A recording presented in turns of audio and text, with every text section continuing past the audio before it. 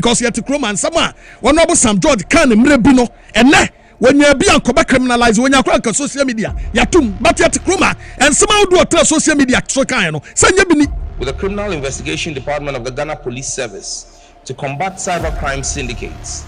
This has led to the arrest and detention of several suspects numbering in the hundreds this year alone.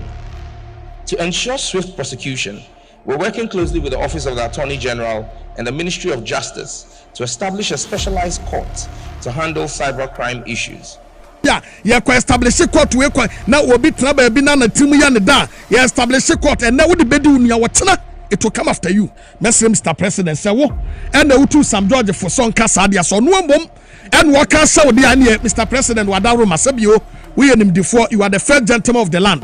Me makoda ketua bi nkotraba bi nkototom anoma ho enkotutu ne ho mfa me tro say aboa ba ni ebesre Mr. President say menti obi anko establish any special court say omum prosecute cyber crimes ebre we no aye wo mu no se bibi enkoya o mine court no ho President Kufuor establish a special court so omum prosecute adavafo omulu su election enya batu lu sukura ne yeke ho but mun kai se NDC ehhehye mra causing financial loss to the state ane NDC ni bia sabre no but NDC frɛ konyomu MPP bae no ewemu eti wo hyehyɛ mra bi de ato ho aye court bi de ato ho na green hu mienu because wotena ebeye hu ya wo ye court system wo hodeda se wasam we kwepo wo mo a equip them se wasanim de na wasam de wo mo fam se de ebeye a the cyber security no won beti ase a mumfa sanim de ne ma won se de ebeye a enkoye se jama bia obi behunhuna obi because kasa ensase edru ba bia ye be criminalize kasa ewo mu se ewo se nipa bia hwe ne kasa ho yeti krom ha nkrofo enom bi mu ye ministers ne nasefo no ensem bi ho a ene ye criminalize bia bi mu ka bi dan ewo MPP apenso they were not criminalized. It is an ababedru so a free speech wo ho and a cyber security system ya ye kan wasemi obi wia obi dada obi ebu no ne nasefo ye te no a emra na wo ho no ye ma onini so se ye semra no mu de na ye semra no mu de kama na mra no nya na adwuma na nya se ye koboka ekobie court bi o baabi se obi di bone a ye mfa ne kwagina ho ni manim ya etese de asen bone a wadi de hu tend obi aye obi abokro no ewo fon so eye krono obi atu obi bottom eye krono obi aku obi eno so ye krono anabone krono ano eye bone krono a eti said ye we qualify this court no yenye sa ne ye ma ye court no enya the sophisticated gadget no no mo system na say no mo ni yensam na nyase bia ye ko establish court we ko na obi tra ba bi na timu ya ne da ye establish court and na wo de bedi unu ya wotena it will come after you media no because about 4 years and be beer to me see Mr. President say wo and the utu Sam George for son kasadia so no mom and what can say Mr. President wadaro masabio we him before you are the first gentleman of the land me makoda ketua bi nkotraba bi nkototom anoma ho enkotutu ne ho mfa me tro say aboa ba ni because yete krom ha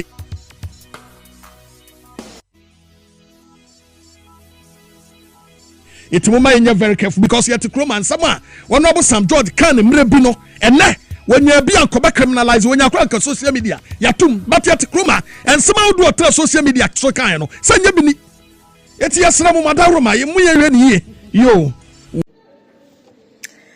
adofo me chacho bibia na when him say NDC party omo yes scammers pa NDC is a scam and you know when him say the very things that the NDC criticized the MPP about, no, NDC by they are doing worse than what MPP did. No more opposition. Omokasaya and the MPP for expended extravagantly. Oyedi omani sika yes, omani ne diske. Other for when him say you and Assembly na call so New York. Mahama de ne picture ebo billboard na na monim ska e cost sa billboard na ebo ho no it costed Ghana $170,000.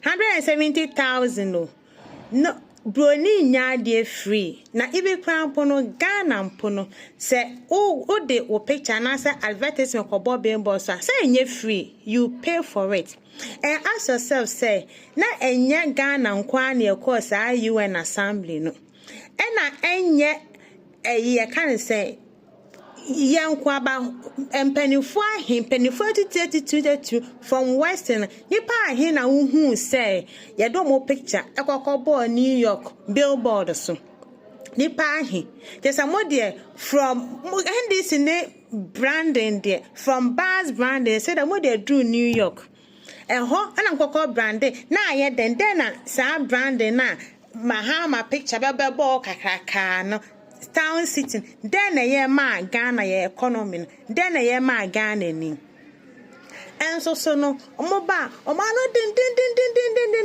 but almost when your opportunity now they do worse things than the things that omo criticize ye Entenuanum meanwhile and so no there are a whole lot of challenges what Ghana ye pesca they are fixing. Nurses ne enya adwuma mu nya posting because hospitals ne wa home ka akoye adwuma. 970,000 couldn't it have been say be a betting craft finishing agenda sa 111 hospitals a betting craft finish biana and they are just a northern region nurses for a demonstration. What are they demonstrating about? Ye imposti womo but etime nyeska akodru obi maso akakotwa $170,000 for just a billboard yefa picture enkonko boso keke.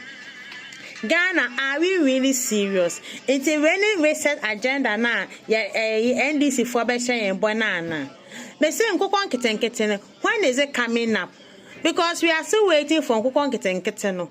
24-hour economy, $117,000. Na ain't mean ya who be na ain't mean financial na sky he and I hear say betting the 24-hour economy nasi. We need answers and penifol me church mu try because this cannot happen in Ghana. It can't continue. Things can't continue like this. We have to be responsible. So I didn't meanwhile, when you get the opportunity to serve Ghanaians, you do worse things than that. So it's not going to work anymore.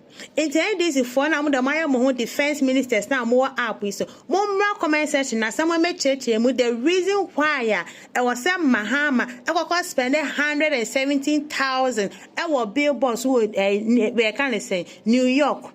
Mama me church mu na MPP for so mumianti monka o comment section na say someone no mo ya adwen and answer you guys didn't see anything wrong with it because it's like nobody is even talking about it.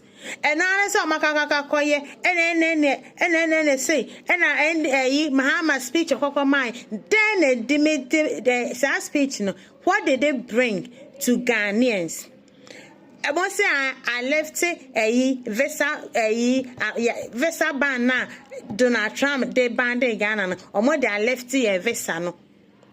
I left here no. It me reduce taxes now Donald Trump they good Ghana for so more important your man. I reduce no more is taxes na free swana.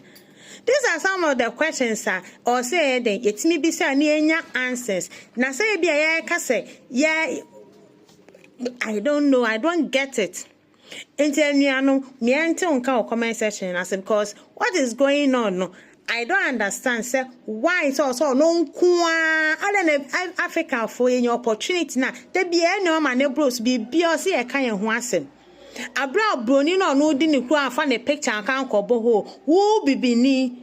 Now we here now kaka kwa slaba o my mo to me the picture akoko bo no ma esa akoko tria hu iska na naska na o ka akọ pani ebe ma obi ana enu ntina ke say ne ekoso eno no odo for my mention ko comment section Asem if I try like it ne follow me page na me ka ho na oba yo what eya me ya me ya nim sem dia choma na me ya nim sem dia oba ba ye ni Wako TV so wako kase PK and Mosca. no about assembly sikanwa mu chadi no purposely because of some according to John Foska a John Fosika omo de yansa bia ne omutim enti se nipa ne tade wa jamua watete take it what to be more than 10 million what is when you 1 million to sika 10 billion it is so chadi it is auto transformer e was so honorable me free adia pk ma 1.2 120,000 I would koto ye no and then 150,000 na ya wasabi ya auto transformer honorable MC bibisaw aye wasabi ya auto transformer etuba ye ba bedru ye no assembly ho wonya light in them no wodi mirika kwakwato transformer ne nkron ka ye no mo so to aba edema John Dramani Mahama we mo so continue to me no a wo mo so ni transformer no what to be amomo ana we ni pache wo mo wo ba sense wo ba soma na so ba so be kuyan. What is wrong with you, Mr. President? You need to sack this guy immediately. You need to chase him out. And yes, so big one and so one actor, Ghana food never who say, we support to corruption, but you are not. What is this guy? Now, and some who be a sarcos won't put them in Pacifican was. And some who be a sarcos was some in East, in Pacifican was. And I'm your honorable Neil and Tevanda Point that was last week or last 2 weeks. And honorable Neil and Tevanda Point Bahami a Casa a fat drip. Eh? Roman neighbor, let me tell you something. Drip and your assembly, you know. Drip and your company on its own. But a woman when you did assembly honor. You the bar say assembly no na ya kwan. Mansini mrasha beja. Any assembly no. And to local government no. And crossing puntuan na memwe no. MC na we in charge. Et ye be yi kwan, ye be ye we ya, enya drip na ye na adwuma. Et is assembly ni person we yi kwan ya. Na drip no, coordinator no, wa contact no. Ni wa release wo mfidie na wo ho no. Na wo di mfidie na kwa ye adwuma. Wo ba mfidie ni shower say because drip coordinator one shower say. Drip coordinator was a penny assay. Maybe a drip coordinator. Now the other two guys say, Ramona never say, one in the power penny, young fat drip and answer, it was my grant in engagement. Now, MP, any chairman, the mafia was a mumrami and cast someone. We are yet to say. MC yakofa metro men abecha ne ho asia ama ya chairman am ya MP na woni me gusu a me ye me research no na chairman na na tochi no akasa wo Casbin TV. I decided not to grant him any interview. Said the baya watchna wo bin kwanko kase atochi no ne me yakasa semenye. So I decided say Casbin TV when we interview no moye no me bo ama Ghana fo netie na yate ekonya MC ede wonu ani MP afaso mama yen konko he video no ma Canada drip coordinator deputy drip coordinator or region of premise Wabama V's because of drip coordinator ni yi na MC so ni nya duma no ndi oba be city oni MC ni dem said e be ya o this aboa eni o man mu be ma no na obi hia me no hia MP and a secretary ndi anchakra ena Mineral Commission for the frame say MC Nabo water guard for wabu omu the yemra ni enka ho asem patrol wabu water guard for now mampene yeso mo mehwe magalamse ho ane ndiye mami nkan wasem na chese ko ne ye ko no ye nsem mienu na ye keka ba me kuja MP me na medi kan ko by our man bi ni matuko bi sam no me ko no nyina wasamre ho na me friend ti say na sama ye be ken na man di odo ma be gu e de na eko na ti say renzi ndi anchebia na water guard for na ye be kan o masam no o mo bae anytime minutes na finzo ka be si ho ndi MP free mu si ye na the dread coordinator na man no o kan people do no see for man na MC ngala na ba ko be po na so ndi nya no na ODMP achi na wanka so mo na MP dan ni no busa na mo boni ma de na me di obi na mo bono to me de mo za wo MP ni MP ya fata ngo ko wura MC office ho MP zo PNP pie PNP no to den no ko se den Yamuro no web phone na wo dia nga chairman secretary nzungu kokos di ngumbi kuyen ti MC na PMP na si abonte se yamuro no me na me ka so me jina ho na o mba be takre me na nzungu kokos so se ombene na o mu di kubaba samire ho ndi no ko gene di ndu hu ndo kwani nyina ndi oba ho se ombene me ya mo chairman be any that